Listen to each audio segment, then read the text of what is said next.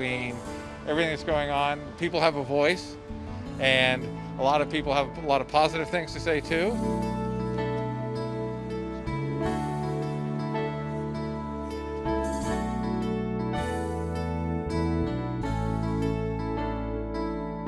And I was like, man, you give somebody a permission to write on your house, be ready for what could be written. And I will tell you, it has all been positive.